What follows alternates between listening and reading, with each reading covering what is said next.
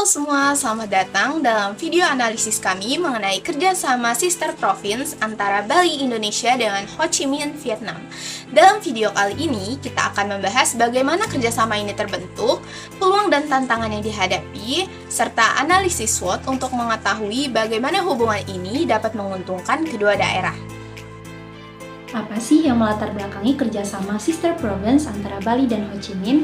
Yuk kita bahas. Bali dan Ho Chi Minh resmi menjalin kerjasama sister province sejak tahun 2019 dengan tujuan mempererat hubungan bilateral melalui sektor pariwisata, perdagangan, dan investasi. Kedua wilayah tersebut memiliki potensi besar untuk saling mendukung terutama dalam pengembangan pariwisata berbasis budaya, ekspor produk UMKM, serta pertukaran pendidikan dan sumber daya manusia. Selanjutnya yaitu analisis SWOT.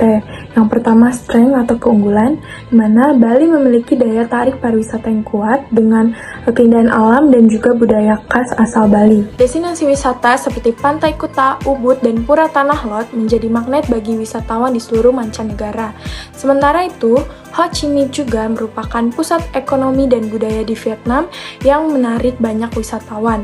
Kedua wilayah ini memiliki kesamaan budaya dengan pengaruh dari Tiongkok, sehingga memperkuat daya tarik wisata budaya dalam kerjasama ini.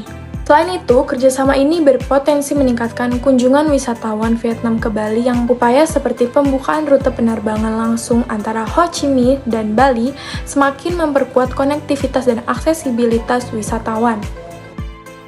Meskipun memiliki peluang dan potensi yang besar, kerjasama ini juga menghadapi beberapa tantangan loh. Apa aja sih? Yuk kita bahas. Pertama, yaitu adanya perbedaan aturan dan birokrasi. Di Indonesia, pemerintah daerah harus mendapatkan izin dari pemerintah pusat sebelum menjalin kerjasama internasional. Di lain sisi, Vietnam memiliki sistem pemerintahan yang lebih terpusat, di mana kebijakan di tingkat daerah seperti yang dilakukan oleh Ho Chi Minh harus sejalan dengan kebijakan pemerintah nasional Vietnam. Selanjutnya yaitu adanya keterbatasan sumber daya manusia yang dapat memahami bahasa dan budaya kedua negara. Banyak tenaga kerja di Bali yang belum menguasai bahasa Vietnam. Begitupun sebaliknya, pekerja di Ho Chi Minh belum terbiasa dengan preferensi wisatawan Indonesia.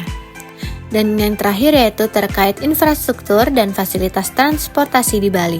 Meskipun Vietjet Air pada Mei 2019 berhasil meningkatkan jumlah wisatawan Vietnam ke Bali hingga 40%, namun infrastruktur dan fasilitas transportasi di Bali masih belum memadai dan perlu ditingkatkan agar wisatawan lebih nyaman.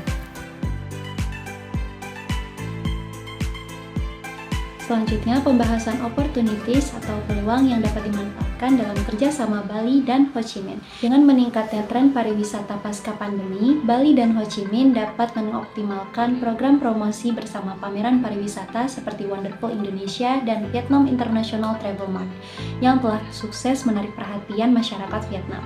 Selain itu, membuka peluang peningkatan kerjasama di bidang ekonomi kreatif, khususnya UMKM, musik, dan fashion. Ho Chi Minh bisa menjadi pasar baru bagi produk-produk Bali dan kolaborasi di sektor pendidikan melalui pertukaran mahasiswa dan program pelatihan tenaga kerja di bidang pariwisata dan hospitality, serta investasi dalam infrastruktur dan konektivitas transportasi. Risks atau ancaman yang dihadapi dalam kerjasama ini termasuk ketergantungan ekonomi Bali pada sektor pariwisata yang sangat rentan terhadap krisis global seperti pandemi COVID-19. Selain itu, persaingan regional dengan destinasi wisata lain di ASEAN seperti Thailand dan Malaysia juga menjadi tantangan tersendiri bagi keberlanjutan kerjasama ini. Adapun ancaman lain yaitu perbedaan regulasi bisnis yang bisa memperlambat investasi lintas negara serta fluktuasi ekonomi yang bisa mempengaruhi keberlanjutan proyek kerjasama.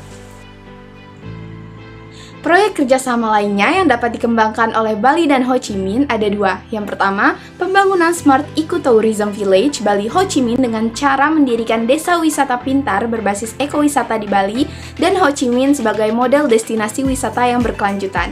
Desa ini akan mengintegrasikan teknologi pintar, energi terbarukan, serta konsep ekowisata berbasis komunitas. Komponen proyek Smart Ecotourism Village antara lain pembangunan desa wisata kembar dengan konsep arsitektur tradisional dengan dengan sistem pengelolaan lingkungan berbasis energi hijau, penerapan teknologi Internet of Things, serta edukasi dan partisipasi masyarakat. Yang kedua, Bali Ho Chi Minh Blue Economy Initiative, yaitu kerjasama dalam pengelolaan sumber daya laut berkelanjutan untuk mendukung sektor perikanan, ekowisata bahari, dan konservasi laut. Komponen proyek Blue Economy Initiative antara lain yaitu pembangunan Marine Research and Conservation Center, yaitu pengembangan ekowisata bahari berbasis konservasi, serta pelatihan dan sertifikasi nelayan berkelanjutan.